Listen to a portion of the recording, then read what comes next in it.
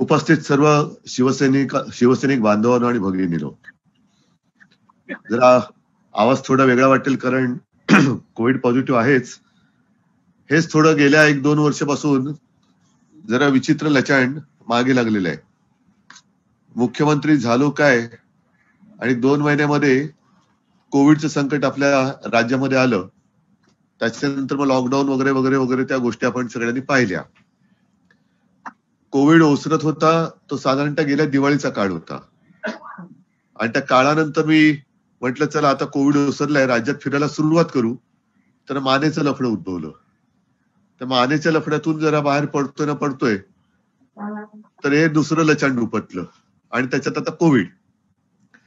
ठीक आहे, त्याच्यात जास्त काय मला गुंतायचं नाहीये, पण कोणी कोणत्या वेळेला कसं आपल्याशी वागलंय या गोष्टी मात्र आपल्याला लक्षात ठेवणं गरजेचं आहे.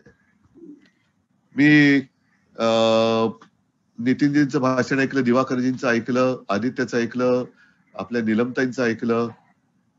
तसं बोलण्यासारखं काय आणि बोलायचं काय हा एक महत्वाचा विषय आहे. परवा मला जे काय बोलायचं ते थोडक्यामध्ये मी फेसबुक लाईव्ह वरती बोललो. त्याचा काय परिणाम झाला किंवा काय परिणाम व्हावा असं मी काही ठरवलेलं नव्हतं. मी नेहमी माझ्या मनातल्या गोष्टी मोकळेपणाने बोलत आलोय, तसंच मी बोलणार, आज सुद्धा बोलणार. परवा मी बोललो आणि मी वर्षा सोडलं आणि माझ्या मातोश्रीमध्ये आलो. काही जणांचे मला फोन आले, आजही येत आहेत, की उद्धवजी तुम्ही वर्षा सोडायला नाही पाहिजे होतं. म्हटलं का? नाही, लोकांना असं वाटतं तुम्ही जिद्द सोडली. म्हटलं मी जिद्द सोडणाऱ्यातला नाहीये, मी मोह सोडला, पण जिद्द नाही सोडणार मी कधी. कदापि जिद्द नाही सोडणार. आणि ज्या गोष्टी आपल्या नाहीतच त्या सोडायचा मोह हा असू नये का? की त्या सोडून देतोय, त्या सोडायचा माझा मोह आहे. त्या सोडल्या ज्या वास्तूत किंवा ज्या पदावरती स्वप्नात सुद्धा नव्हतं मी कधी जावं किंवा जाईन. आदित्यने जो थोडा उल्लेख केला माझ्या हॉस्पिटलच्या वास्तव्याचा, चला थोडं बोलूनच टाकतो त्याच्यावरती तुमच्याशी. जेव्हा मी ठरवलं की ऑपरेशन करायचं, कारण ऑपरेशन करणं गरजेचं होतं, ते केलं नसतं तर काय झालं असतं. हे आपल्याशी मी आपुलकीने बोलतोय, आपला कुटुंबीय म्हणून बोलतोय. कारण दिवाळीच्या सुमारास मला उभं राहता येत नव्हतं, हालत होतं. मला असं वाटत होतं की मुख्यमंत्र्याची खुर्ची डळमळीत आहे, पण मला उभं राहिलं ते डळमळीत वाटायला लागलं. म्हटलं नाही, मुख्यमंत्री पदाशी याचं काही देणं घेणं नाही, हे आपल्या शरीराची काहीतरी भानगड आहे. आणि मी MRI करून घेतला तेव्हा कळलं की माझी जो स्पायनल कॉर्ड आहे तो दाबला गेलेला आहे. चालायला त्रास होत होता, उभं राहायला त्रास होत होता. अशा परिस्थितीत MRI केल्यानंतर मग डॉक्टरने सांगितलं की साहेब ऑपरेशन गरजेचं आहे. म्हटलं कधी? त्याला तसं घाईचं कारण नाही, पण 15 दिवसात केलं पाहिजे. अरे म्हटलं 15 दिवसात केलं पाहिजे आणि घाईचं कारण नाही म्हणजे काय? एकूण एकच आहे. 3 तारखेला रिपोर्ट आला आणि म्हटलं 12 तारखेला करून टाका. मग काही जणांनी सांगितलं बघा असं होऊ शकतं, बघा तसं होऊ शकतं. म्हटलं मला सगळ्याची कल्पना आहे, पण ऑपरेशन हे करावंच लागेल. अगदी काल परवाकडे जेव्हा पंतप्रधान मोदी भेटले, हे विशेष, राजभवनला, मला म्हणाले उद्धव भाई आपने ऑपरेशन किया, बहुत अच्छा किया, हिम्मत का काम था लेकिन आपने किया. म्हटलं हिम्मत और मैं कभी जुदा नहीं हो सकता हूं. हिम्मत ही माझ्या रक्तातच आहे, त्याच्यामुळे ते वेगळं होणारच नाहीये. ते ऑपरेशन झाल्यानंतर सगळं काही व्यवस्थित होतं. हे आता मी काही टिश्यू लावते, काही रडत बिडत नाहीये. मला कोविडमुळे जरा डोळ्यातून थोडं पाणी येतं, नाक कधीतरी गळते. नाहीतर उद्धव ठाकरेंना झाले अश्रू अनावर, तर तसं काही नाहीये बाबा. तर ते ऑपरेशन केलं. ऑपरेशन केल्यानंतर काही वेळेला इतर काही ऑपरेशनच्या अनुभव घेतले असेल. वेदना तर प्रचंड होत्या. एक 4-5 दिवसानंतर डॉक्टरांची माझ्या खोलीत बैठक झाली. मला डॉक्टर म्हणाले उद्धव अभी आपके मन के अनुसार 2-4 दिन में घर भी गए, तुम्ही कुछ फरक नहीं पडता, कुछ सब ठीक हो गया. तोपर्यंत व्यवस्थित होतं, माझे हात बीत हालत होते. अचानक एक दिवस सकाळी उठलो आणि आळस दिली तेव्हा माझ्या मानेत जो प्रचंड असा क्रॅम्प आला. त्याच्यानंतर माझ्या लक्षात आलं माझी खांद्यापासूनची तळपायापर्यंतची हालचाल पूर्ण बंद झाली होती, पूर्ण बंद. म्हणजे मी श्वास घ्यायला बघितलं, मी एक बघितलं की पोट सुद्धा हलत नाही, सगळंच बंद. आणि मग तातडीने दुसरं ऑपरेशन करावं लागलं. ही माहिती नाही म्हटलं तरी बाहेर गेली असेल नसेल, त्या माहितीचा असा हे झाला की आता काय पुन्हा उभा राहत नाही, आता आपल्याला डाव साधला पाहिजे. काही जण मी बरा व्हावं म्हणून देवावरती अभिषेक करत होते, काही जण बरा होऊ नये म्हणून देव पाण्यात बुडून बसले होते. हे प्रत्येकाच्या वृत्ती असतात. काय काय करायचं, देवावरती अभिषेक करायचं की पाण्यात बुडून बसायचे, हा ज्याचा त्याचा प्रश्न आहे. आपल्या सगळ्यांच्या प्रेमाने आणि आशीर्वादाने मी परत तुमच्यापर्यंत आलो. म्हणजे मी हातवर आज करू शकतोय, पण तेव्हा तुम्हाला सांगतो ही बोटं दोन माझी जुळत नव्हती. म्हणजे हात निश्चल पडले होते. आदित्य परदेशात होता. आदित्य आला तेव्हा तो म्हणजे अवाक होऊन बघत बसलेला माझ्याकडे. ठीक आहे, ह्या सगळ्या गोष्टीला मी तोंड दिलेलं आहे. मला त्याची पर्वा नाहीये, कारण शेवटी माझ्या खांद्यावरती ज्या कोणी जबाबदारी दिली असेल, ती जी काही ताकद आहे आई जगदंबेची आहे. हे फोटो लावलेला तो काही उगाच नाही लावलेला. माझे वडील, माझी आई, तुम्ही सगळे, ही जबाबदारी ज्यांनी माझ्यावरती सोपवलेली आहे, तो बघून गेली. जसा मी इथपर्यंत आलो, ध्यानीमध्ये नसताना, म्हणजे आणखीन एक ऑपरेशनची गोष्ट सांगतो. ऑपरेशन देण्यापूर्वी ते अनेस्थेशिया देणारे डॉक्टर म्हणाले, उद्धव डोंट वरी, मी इकडे आहे. म्हटलं तू अनेस्थेशिया दिल्यानंतर तू तिकडेच का इकडे, मला काय फरक पडणार आहे. पण त्याचं म्हटलं तुला लय एकदम चांगला मस्त मस्त सपन येईल. म्हटलं येऊ रे. अनेस्थेशियातून उठवल्यानंतर मला पहिला प्रश्न विचारला, उद्धवजी वर्षा की मातोश्री? म्हटलं मातोश्री. म्हटलं मला अनेस्थेशिया दिला असताना प्रश्न विचारला तरी मी हेच सांगितलं असतं, मातोश्री. मग दुसऱ्या दिवशी ते भेटायला आले. मला म्हणाले, कैसे उद्धव जी, क्या सपना आया, पार्लियामेंट आया कि असेंबली आया? म्हटलं कुछ सपना नहीं, जो मेरे सपने में भी नहीं आ सकता, वो सपना कभी मुझे ऐसी स्थिती में भी नहीं आ सकता. माझ्या डोळ्यासमोर पूर्ण अंधार होता, काही नव्हतं. मी शांत होतो. म्हटलं मला काही झालेलं नव्हतं. तर जी स्वप्न मी बघितली नव्हती, बघणार नाही माझ्या स्वतःसाठी, त्याच्यामुळे त्या गोष्टीचा त्याग अजूनही मी केलेला नाही. कारण मी म्हटलं मी जिद्द सोडलेली नाही, जिद्द सोडणार नाही, मी मोह सोडलेला आहे. मोह सोडलेला आहे. आता प्रश्न येतो हा तुमचा. मी परवा आमदारांना बोलवलं होतं, खासदारांना तर सुद्धा येत आहेत. काही आमदार त्या दिवशी हो हो साहेब कापलो तरी जाणार नाही. आता हे न कापता तिकडे गेले, तो भाग वेगळा. कारण कापलो तरी म्हणजे कापल्यावरती जाणार कसा, हा एक प्रश्न आहे. कापूनच टाकलं तर जाणार कसा, तर कापलो तरी जाणार नाही. पण हा न कापता काही लोक आपल्याकडे गेले. ठीक आहे, जायचं तर जाऊ द्या. ही गोष्ट साधारणतः वर्ष 6 महिने माझ्या लक्षात आली होती. लोकांना पैसे वाटले जात होते. अगदी मी स्वतः सांगितलं होतं की शासकीय पातळीवरती आमदार खासदार यांना आपण बोलून पैसे देतो, जिल्हा प्रमुखांना विचारा त्यांना कुठे कुठे फंड पाहिजे, त्यांना कुठे फंड पाहिजे.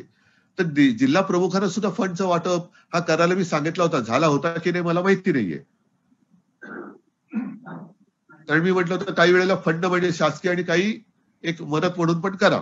कारण सगळे मला कल्पना आहे की रक्ताचं पाणी करणारे शिवसैनिक आहात.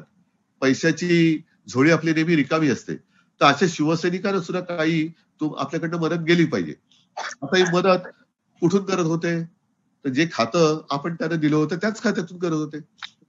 म्हणून मी परवा जे बोललो ना की बाळासाहेबांची शिवसेना आता संपली, बाळासाहेबांची शिवसेना संपली. बरं संपली शिवसेना, मग 2012 नंतर ती शिवसेना संपायला पाहिजे होती किंवा 2012 मध्येच ती शिवसेना संपायला पाहिजे होती.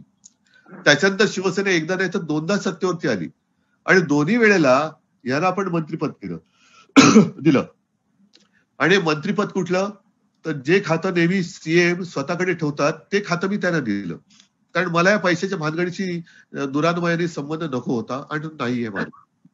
मग हे जे काही पैसे होते ते शिवसेनेच्या मुळे मिळालेल्या मंत्रिपदाचे, ते तुम्हालाच मी बोललो होतो की माझ्या शिवसैनिकांना मदत करा म्हणून. ते दिल्यानंतर जर तुम्ही त्याच्यावरती स्वतःच्या गांधीजीच्या ऐवजी स्वतःचा फोटो लावणार असाल तर ते मात्र चूक आहे. तर ते चूक आहे. तर आता हे असं भासवलं जातंय, ज्याचा उल्लेख थोडा मला वाटतं आदित्यनी पण केला, की त्यांचीच आता पोरं टोरं सगळे फोन करतायत, अरे दगडू दादा तुम्हाला काय वाटतं, काय वेळ लागले काय मला? आम्हाला उद्धव साहेबांनीच सांगितले करायला. आम्ही कुठे उद्धव साहेबांना सोडत नाही होत, आम्ही त्यांच्याच सोबत आहोत, पण तुम्ही आमच्या बरोबर या, आपल्याला हे करायचंय. मग ही सगळी लोक आलेत ती शिवसेना भवनमध्ये वेळ लागले काय यांना, की तुम्ही बोलवल्यानंतर तुमच्याकडे येत नाही आणि उद्धवनी बोलवल्यानंतर उद्धवकडे येत आहेत. कशासाठी येत आहेत? आणि मी असं द्यायचं तर सरळ देईन. मी तुम्हाला त्यामुळे त्यांना फुस लावून कशाला सांगितलं की असं असं करा, मग ये अंदर की बात आहे, ये हमारे साथ है, हे अंदर बिंदर की बात नाही, जे आहे ते खुल्लम खुल्ला आहे. हे शिवसेना फोडण्याचं पाप हे करायचं आणि वरती एक तर सुरुवातीला आता या गोष्टी ऐकून ऐकून कंटाळा आला की बाळासाहेबांची शिवसेना संपलेली आहे, उद्धवची शिवसेना वेगळी आहे, ह्याची शिवसेना वेगळी आहे.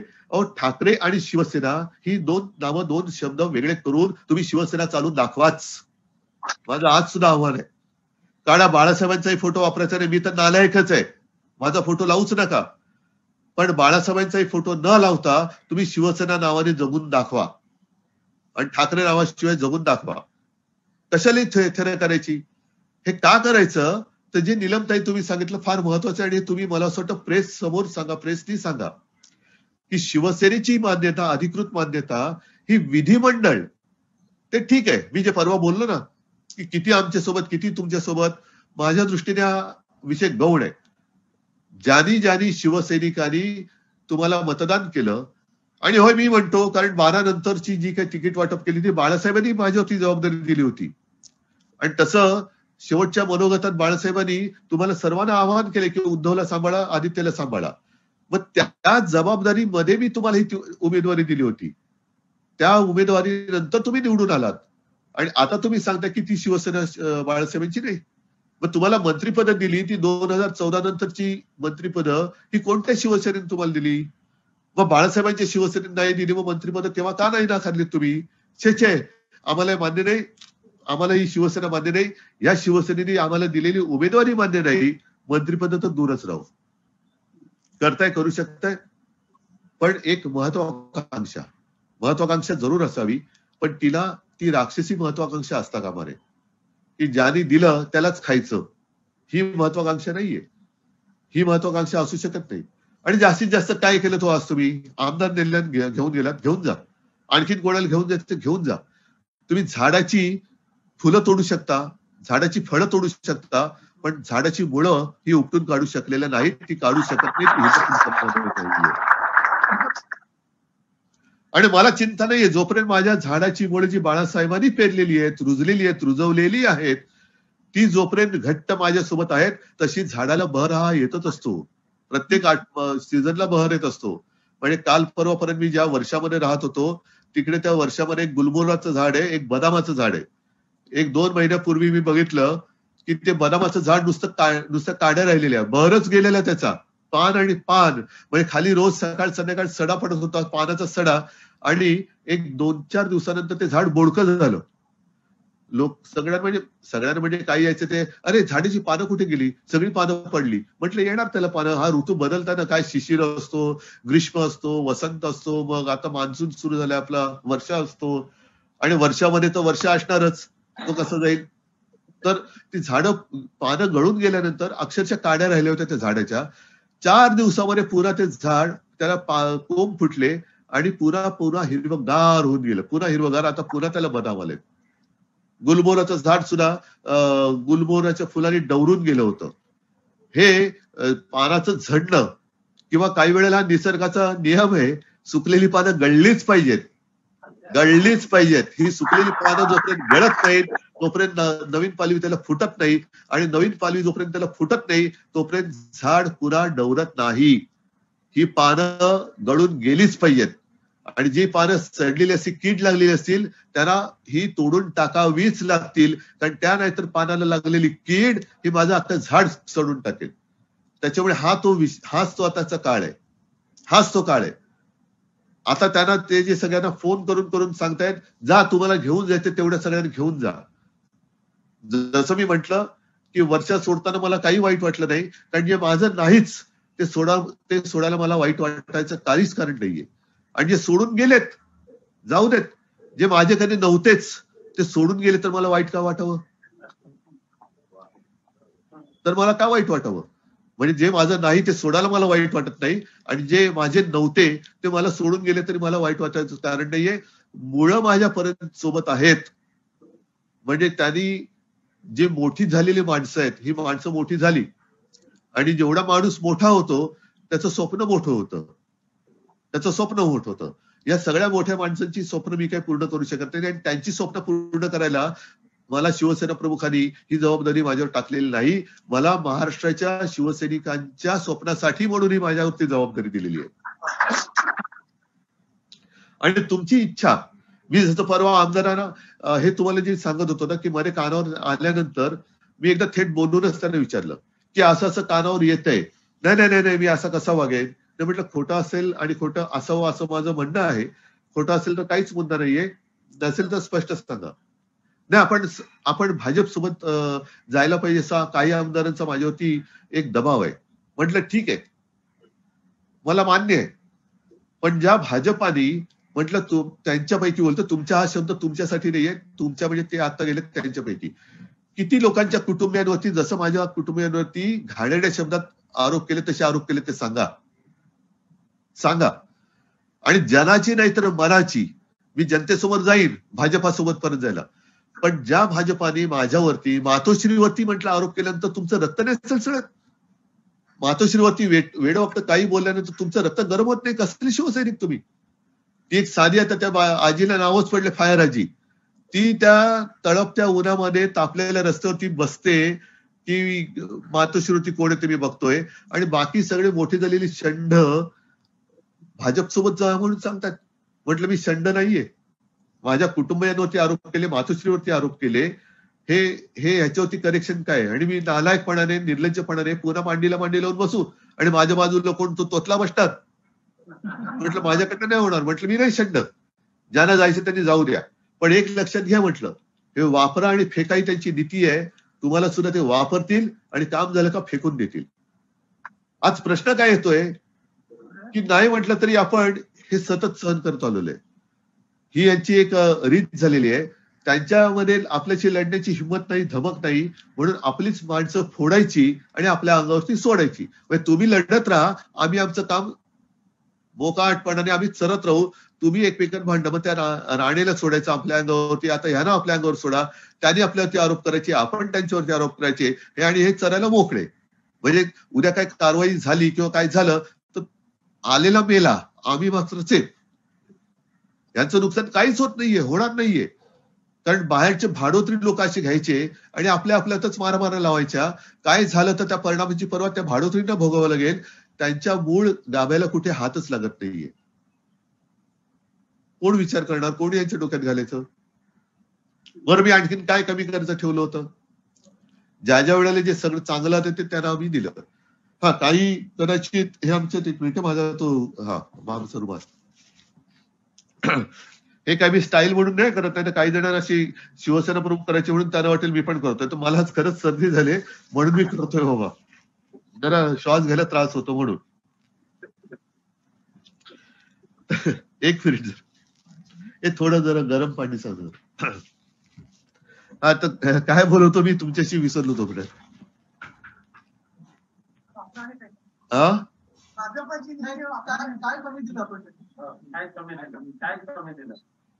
काय कमी दिलं. कारण आतापर्यंत गेल्या 5 वर्षामध्ये, म्हणजे आपल्या सत्तेच्या आधी एक मोठं खातं दिलं.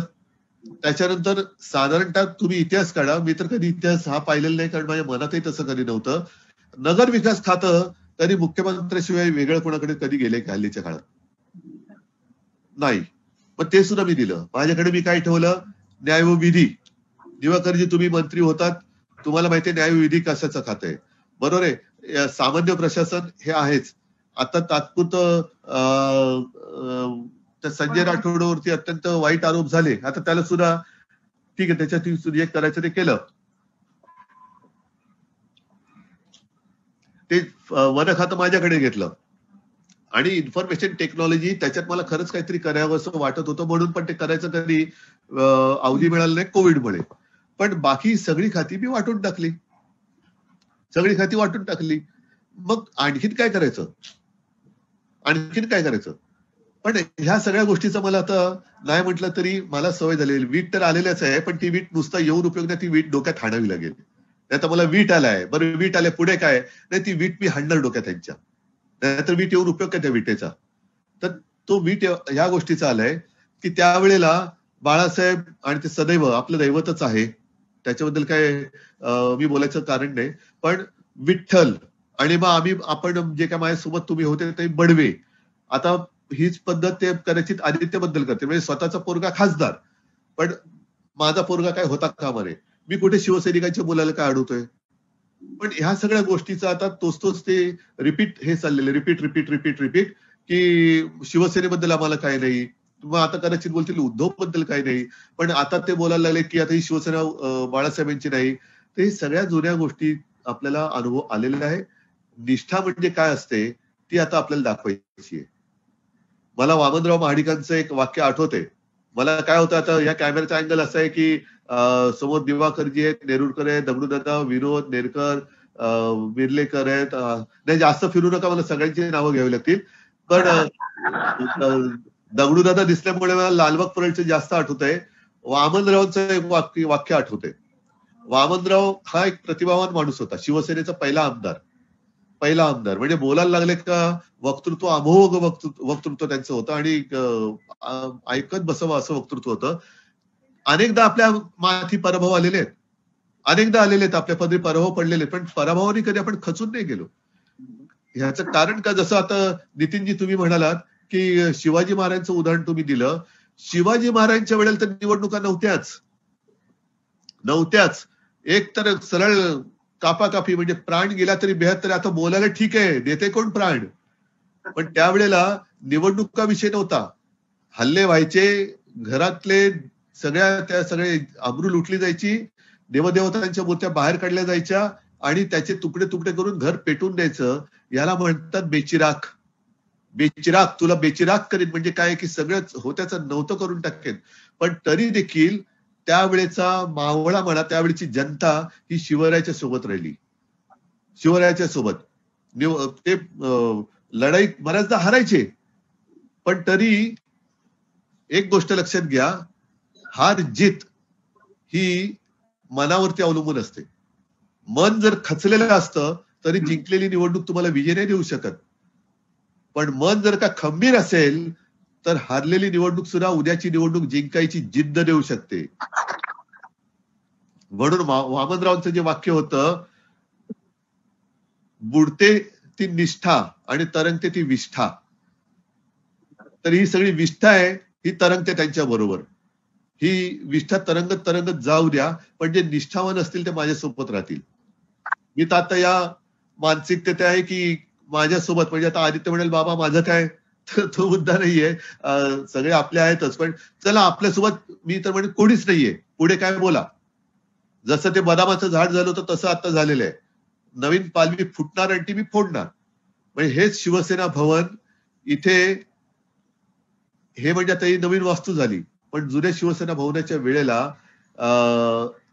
तो किस्सा घडला होता. जनता पक्षाचा एक तो जोर होता आणि बाळासाहेबांना काही नेत्यांनी सांगितलं की बाळासाहेब, तुम्हाला जे वाटतं शिवसेना ती शिवसेना तुमच्या अवतीभोवती जे 2-5 सुरेमारेवाले आहेत ना, तेवढ्यापुरतीच बाकी सगळी शिवसेना म्हणे नाहीशी झालेली आहे. मग आता जनता पक्षात विलीन व्हायला पाहिजे. साहेबांनी त्यांना सांगितलं की 2-5 तर 2-5 माझे कट्टर माणसं असतील ना, जे तुमच्या लेखी सुरेमारेवाले आहेत, ते जरी माझ्यासोबत राहिले तरी शिवसेना मी पुन्हा उभी करून दाखवेन. आणि त्यांनी दाखवली करून उभी. आज त्यावेळेला काही जण तेव्हा जनता पक्षात गेले, एक टर्म मला वाटतं आमदार झाले, त्यांचं नाव सुद्धा आता गुप्त झालं, कोणालाही माहिती नाही नाव त्यांचं हेमचंद्र गुप्ते होतं म्हणून. ते त्या वेळेला होतं ते. पण या सगळ्या अनुभवातून शहाणपण घेत पुढे जायचं असतं. मला आजही तुम्हाला मी सांगतो, कारण आता पदाधिकाऱ्यांना फोन यायला लागलेले आहेत, जिल्हा प्रमुखांना यायला लागलेले आहेत, सगळ्या माजी नगरसेवकांना, कारण आता नगरसेवक पद नाहीच आहे, सगळं काय त्यांचं झालेलं आता प्रशासक आहे, तर त्यांना यायला लागलेले आहेत. दमदाट्या होत आहेत. आणि पुन्हा हेच की अरे आम्हाला उद्धव साहेबांनी सांगितलं, ठाण्यातल्या पदाधिकाऱ्यांनी येत आहेत फोन की आम्हाला उद्धव साहेबांनी सांगितले म्हणून. तर असं काही नाहीये. हा उघड भारतीय जनता पक्षाने साधलेला डाव आहे. आता आपले सगळे जे काही तिकडे गेलेले घोडे गुलाबीने फसवलेले आमदार आता कैदी झालेले आहेत तिकडे. आता त्यांची आग्रहून सुटका कशी करून घ्यायची ते बघायला पाहिजे. मी जोपर्यंत माझ्या समोर कोण येत नाही, सोबत कोण येत नाही, तोपर्यंत विश्वास ठेवायला तयार नाही. धरून चाला की आपल्यासोबत कोणीच नाहीये. अशा मानसिकतेमधनं तुम्ही पुन्हा नवीन शिवसेना उभी करण्याची जिद्द बाळगता की नाही, एवढंच मला तुमच्याकडे. आपल्याकडे सत्तेचं एकही पद नाहीये, काही नाहीये. ज्या वेळेला पहिला जो शिवसेना स्थापनेचा नारळ फुटला होता, तीच परिस्थिती आज आहे असं समजा. आणि त्याच्यानंतर बाळासाहेबांनी उभं केलं, तर 56 वर्षांनंतर आज आपण ह्या सत्तेमध्ये आलो. ही जिद्द तुमच्यात असेल तर सोबत राहा, नाहीतर मी तुम्हालाही सांगतोय की तुम्हालाही तुमचं भवितव्य उज्ज्वल वाटत असेल, जरूर तिकडे जा, जरूर जा. कारण प्रत्येकाला प्रत्येकाच्या भवितव्याचा विचार करण्याचा अधिकार आहे, निर्णय घेण्याचा अधिकार आहे. मी कोणाच्याही भवितव्याच्या आड येऊ इच्छित नाही, कारण मुळामध्ये शिवसेनेची स्थापनाच मराठी माणसांच्या आणि हिंदूंच्या उज्ज्वल भवितव्यासाठी झाली. त्याच्यामुळे मी जर काही चालवायला नालायक असेल तर तुम्ही आत्ता सांगा, मी आत्ताच्या आत्ता हे पद सोडायला तयार आहे, आत्ता पद सोडायला तयार आहे. मुख्यमंत्री पद माझ्यासाठी गौरव आहे.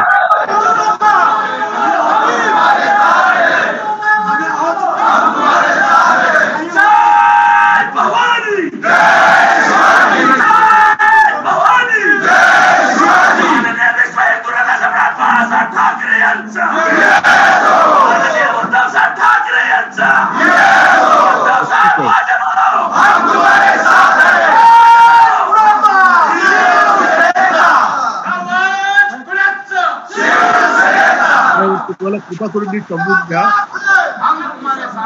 मी तुम्हाला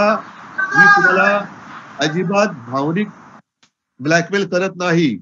केवळ बाळासाहेबांचा फोटो माझ्या पाठी लागलाय म्हणून मी बाळासाहेबांचा मुलगा म्हणून तुम्ही माझ्या मोहात अडकू नका, माझ्या प्रेमात अडकू नका. जर खरंच तुम्हाला वाटत असेल की मी शिवसेना चालवायला नालायक आहे, बाजूला ठेवा बाळासाहेबांचा फोटो माझ्या मागचा, आणि तुम्ही माझा व्यक्तिगत विचार करून जर मी नालायक असेल तर सांगा. कारण शेवटी बाळासाहेबांना जर का मी शिवसेनेच्या बाबतीत चूक केली असते तर त्यांनी मला सुद्धा माफ केलं नसतं. म्हणून जसा मी त्यांचा पुत्र आहे तसं शिवसेना ही माझ्याहून जास्त लाडकं त्यांचं अपत्य आहे.